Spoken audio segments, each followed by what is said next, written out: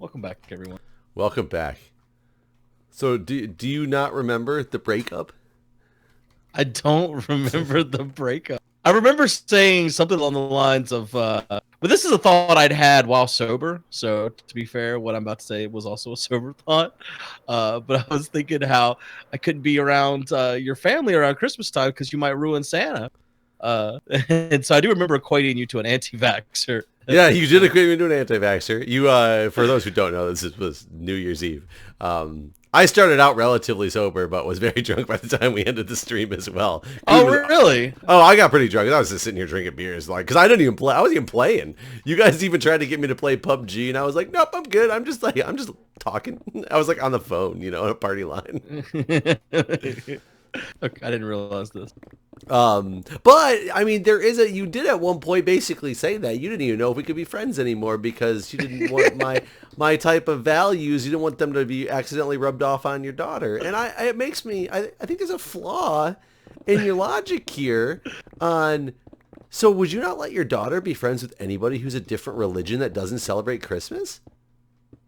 Well, no. But wouldn't they have just the same potential to quote unquote ruin Christmas if I didn't teach my I mean, son I that don't there think I was serious in fact, I know I wasn't. I'm sure when I you was... weren't. I hope you weren't. You were quite drunk, and you did call me an anti-vaxxer, which, I mean, you're stepping on serious I grounds didn't there. call you an anti-vaxxer. I said that it was equated me to an anti-vaxxer. Yes, which is very offensive. So I hope I did offend you. Well, not to anti-vaxxers, it's not.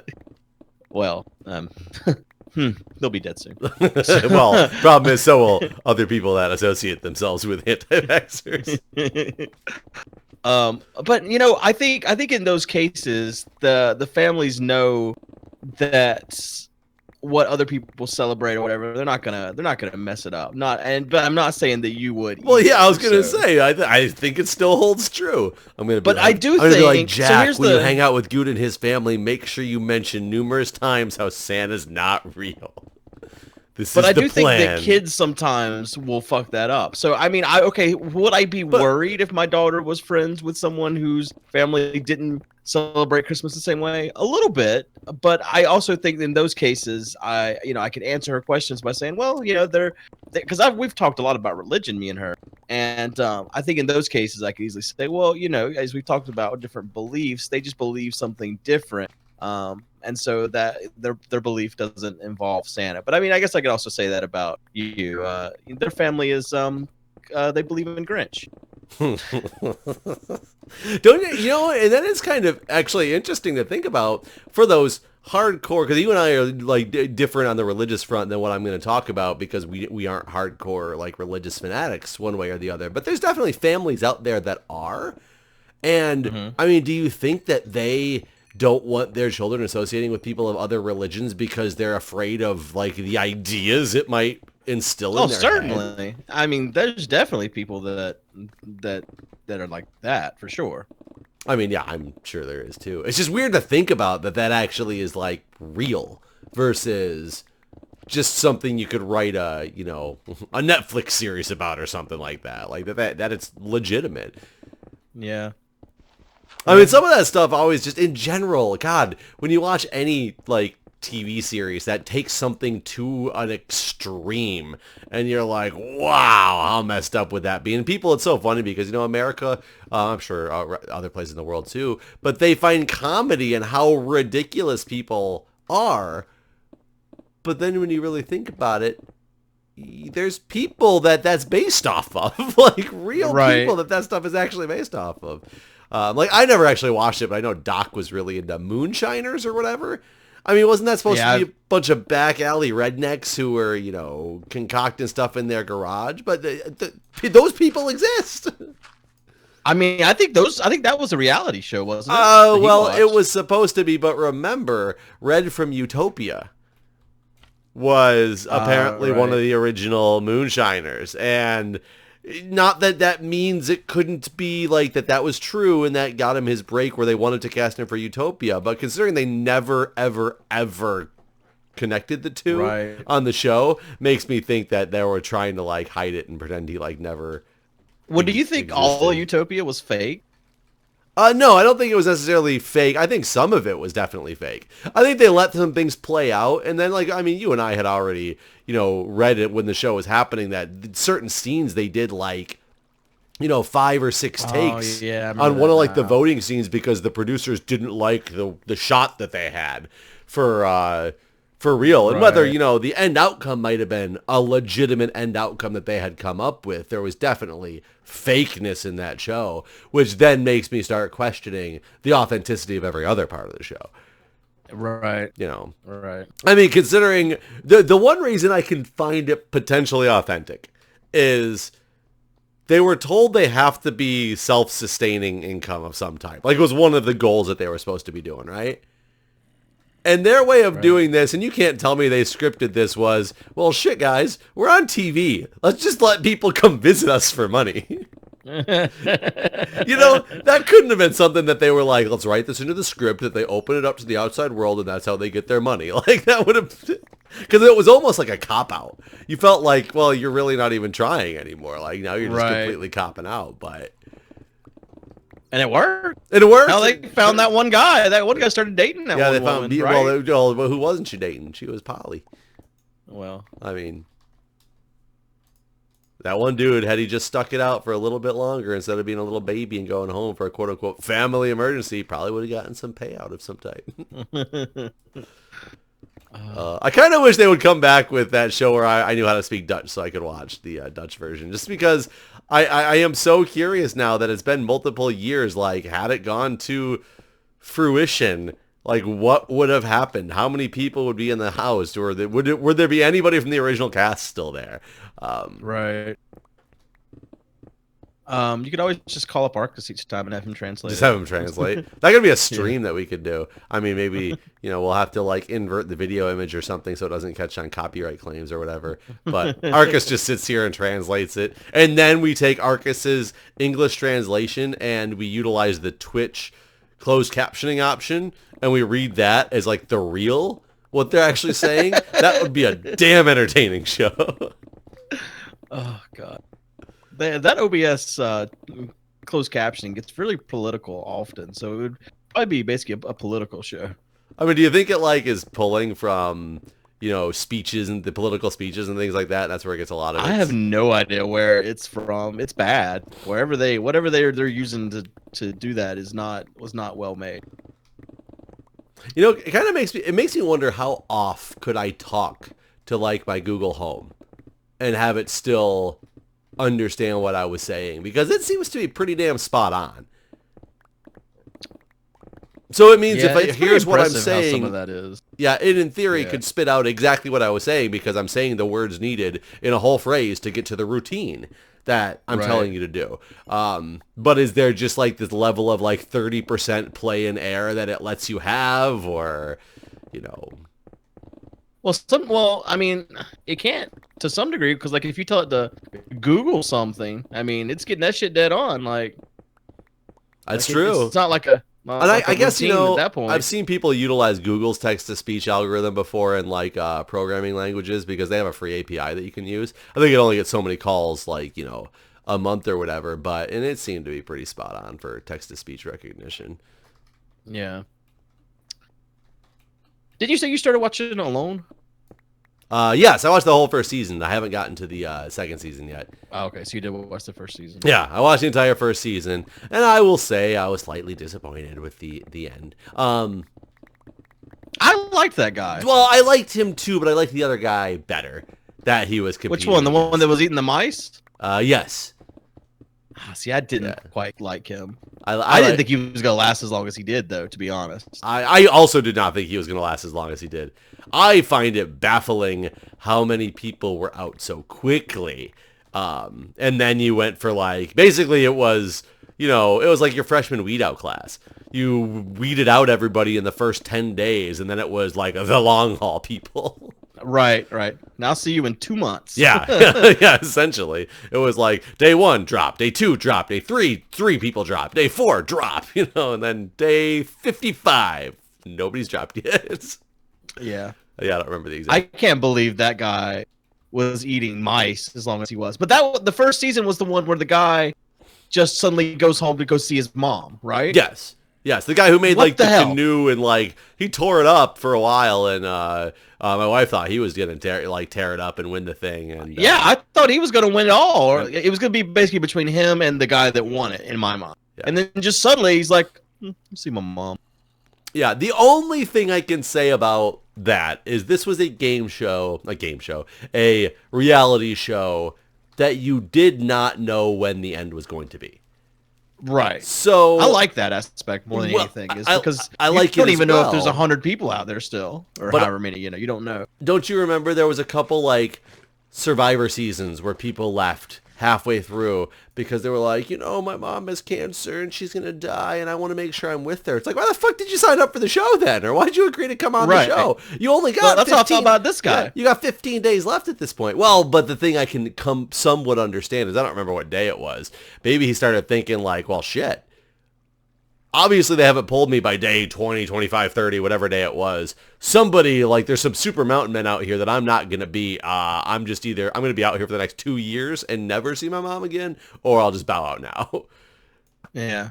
So I can somewhat see it from that perspective, just with the unknown end time. But with Survivor, and even with Survivor, I don't even know, is before the jury, do you still get to go home? I thought you were still sequestered. No, yeah, you are. So even if you bow out. Yeah, like that's what's so weird about Survivor. I'm going to bow out, but you're not going to see your family anyway.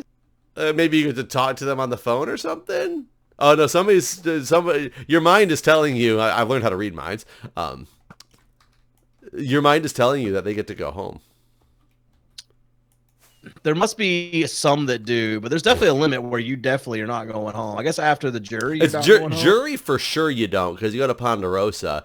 But I did think once, because I thought Richard Hatch went back for another. He went back for a couple seasons, but I thought one of the seasons he was like the first guy out, and he said that he got put up at this resort for like the rest of the time frame of the game, where he ended up meeting the guy he ended up marrying. He was like a bellhop there or something like that, and they hit it off. Are you anywhere near to sleep? I can be, yeah. I thought that was something that I remember about the show, but I don't know. Yeah, I don't know. But that would be really messed up if you couldn't even go home and you were like, I quit because I need to go see my family. And they're like, oh, so you quit? Okay. By the way. Yeah. Stay in here. Yeah. Did you see that they just had a news article on discussing the auction? What auction? The Survivor auction. Oh. And why it hasn't been seen in a long time. Oh, did they stop doing it? They've not done it for, it said set the last 7 seasons. And before that, it was like every other. And I don't want to give too much away because it was a challenge. It basically said that there was a challenge that ended up lasting like 6 hours in the current season that you haven't seen yet, I know. And one of the guys that got, I guess, in his exit interview was telling everybody that he got bored during the challenge. So he started playing like games and 20 questions and this and that. And he started asking Jeff all these questions about Survivor. And he started asking him why they didn't have the auction anymore. And he was talking about how people basically kind of got sick of watching it because most people just stopped actually playing the game and trying to buy food, and everybody was just going for the the advantage or whatever at the end. That there's a thought that maybe it'll come back at some point, but like I thought you meant the auction at the end of the season that they do for all the like items from the show. Oh no, I don't even know they did that. Yeah, at the end of every season, they're like, if you want to win stuff from this year's season, go to this URL and bid now. Oh, maybe since I skipped through the commercials, I never see that part. Oh, anyway, sorry. I do now know what you're talking about, and yes, I do remember that they haven't been doing that. So that was just interesting to see that. Oh, that's just it. They just thought it was boring. That was it. Yep. They just thought people got bored. Huh? Did you ever watch? They still do it in Australia. Well, I was gonna say, did you ever watch the Russell Hentz? I can't find the whole season. Oh man, I can't. I need so hard for this whole season, and I can't find it. I started to finish season 1, and I was in the middle of watching the other Survivor, and I was trying to make it fill the void because Julie and I watch Survivor together. So it's if she's working, I can't sit down and watch Survivor when I'm behind on it, and it just didn't fill the void because I was too mentally into the current season I wanted to watch. So now I have to go finish season 1, and I'm debating if I need to finish season 2 before I go try to watch season 3, because I really want to watch the Run with Russell Hance, but I don't want to ruin season 2. Yeah, I think you should watch them in order, personally. I still want to hear what you think about the final challenge. So I've been waiting for you to finish season 1. Not there yet. I think I've got like 4 episodes to go. So I'm not far, but I'm not there yet. It's so long, man. Oh God, I'm gonna die. Holy I like crap. that. Holy crap, I'm gonna die. Oh, thank God these creepers got pissed off and blew each other up while I was cowering in a corner trying to find a shield. Ooh-wee. That was close, man. That was close. You like what now? Sorry, I was peeing my pants. I like how long it is. I like that it's longer than the normal Survivor. Oh, I agree. It just sometimes takes a lot to sit down and get through when you're also watching. Because honestly, a lot of America. So I don't understand. I've seen so many news articles talking about how the David versus Goliath, which is the season that just ended, of Survivor was like the best thing on TV in 2018. It was not spectacular, in my opinion. It was another season that there was some cool twists that you got to see some things new, but all in all, it was another season of Survivor, and I'm somewhat getting sick of watching the same type of drama unfold in every single season. Australia is different, and the mark's a little bit different and keeps you entertained, but when you're in the middle of watching this same old American, version, yeah, I just need to, I mean, they kind of lost my interest. I mean, I'm like 3 seasons behind because they just didn't hold my interest. So I don't know. I haven't been like going out of my way to watch Survivor. Yeah, I think it's been 3 seasons. Be on it, and I want to find out. I want to figure out what they're gonna do when Jeff Probst leaves. Are they gonna continue on, or are they gonna think it's the end of a legacy? I think that's the end of the show, personally. I don't think I'd watch it without Jeff. Well, what if they brought in Jeremy from Australia to do I think he belongs in Australia. They may well get rid of Australia. Merge them. That'd be wrong. That'd be awful. Make Australia is now American, and it just inherits what Australia is, 55 days. I don't think they'll do that. I think that they like the format for the U.S. I don't know. It's just something. That'd be something to mix it up. That's for sure. They want new things to make things different. That'd be one. I don't think you can have that show without Jeff, personally. I mean, but you got Jeremy doing the other one, and you love it. I think you're already. It's not the same, though. It's literally exactly the same with slight differences. But I miss Jeff when I'm watching it. Do you really? I do. I think Jeremy. I said that to you when we first talked about it. Jeremy's okay. I think Jeremy's pretty good. He ain't Jeff. I mean, what if they renamed him to Jeff? I didn't even know his name until you just said it like 4 times. What if they renamed him to Jeff? As long as we could call him Jeff. What if I just host the show instead? Then you still have Jeff. Yeah, it's just. And I borrow that big cardboard cutout from you, and I just stand behind it the whole time. Anytime Jeff says you got to dig deep, I don't believe a word he's saying. Well, and that's or Jeremy. I mean, whatever his name is. Yeah, Jeff. Yeah, no. Jeff. I think those are Jeff's words. Jeremy's just saying them. Julia gets so mad because most of the stuff that Jeff says in the middle of challenges is so stupid, and they'll be doing something and he'll just be like, "Come on, you gotta dig deep," and she's like, "Shut the fuck up!" Like every time. That's his whole role. A meal with all the fixins, was that the one? And he's like, "It's a phrase that I say all the time. Here's this giant word puzzle for this thing I've never actually said before on the show." I don't remember that, actually. You don't remember that? I remember it was, I think it was back when we were doing our Survivor recap. And it was one of those ones that there was a whole challenge that went up to the word puzzle at the end, like to rearrange the letters into the word puzzle. And there's this whole challenge that's huge, and everybody gets super behind, and like one team's way ahead, the other team's like 20 minutes behind. Not really 20 minutes, but like it's a blowout. And then the word challenge takes him 2 hours. Yeah. And he keeps saying, "It's a phrase that I say all the time," and it was like a reward with all the fixins or something like that. All the time. Yeah, I don't know. I think if Jeff Probst leaves, I think that's the death of Survivor personally. See, I don't think it is. I think they'll. I mean, they'll probably still go on with it, but I bet it won't last. I bet it will not get the ratings without Jeff. You think it'll be like the Arnold Schwarzenegger taking over for Trump type of deal? Yeah. Yep. And it'll last a season to be over. I really wanted that to actually do it. I didn't even watch it. I was just told it was terrible. I thought that Schwarzenegger would have actually been a good replacement for Trump's persona in Apprentice. Yeah. I don't know. I think Arnold's too genuine and nice and not full of shit. So I think there's a big difference there. I mean, it could be. I think, it's so funny because, Trump as the president, I was just kind of like, I really enjoy watching his assholishness in Apprentice. Maybe it'll be entertaining and fun. I mean, I watched every single season of Apprentice, and I constantly said, this guy is a lying idiot. Like, I mean, before he was president, that's my opinion of Trump the whole time, was this guy is a buffoon. Like, I'm sure everyone's watching this show just because he's a buffoon, right? But I guess not. But as we talked about at the beginning of this episode, when you watch a show because someone's a buffoon, it's actually someone in real life it's modeled after. And in this case, the person being the buffoon. I used to love watching Martha Stewart every morning. And that's just because I liked to watch her hide how angry at everything she is.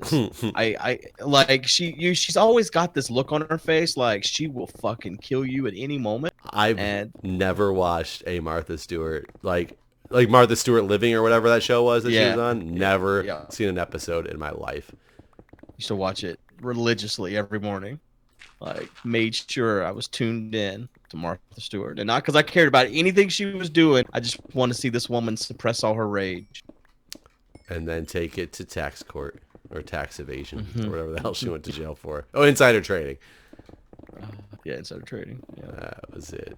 How much did she actually embezzle from insider trading? It wasn't much. She just got fucked. I'm gonna say, like, you very rarely hear about any celebrity or anybody getting hit for insider trading, and they do it all the time, which is crazy. Yeah, I don't know who she pissed off, but they definitely made an example out of Martha Stewart. It was somebody else that watched her and saw her suppress all that rage. They just want to see her actually angry. They're like, let's see how much she can actually suppress this rage. Will she explode, or will she make it? I was glad whenever she got out of prison that she went right back to it, though. I was like, yeah, you go, Martha. I think she's still you suppress that rage some more. Yep. She honestly, you know what? I tried to watch her after she got out of prison, and I think that they fixed something in her.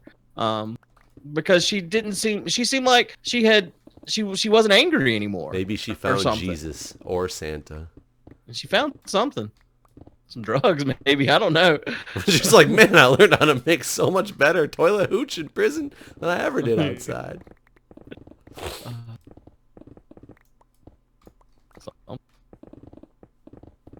But anyways, we should probably stop here. All right, guys. We will see you next time. Bye, everybody.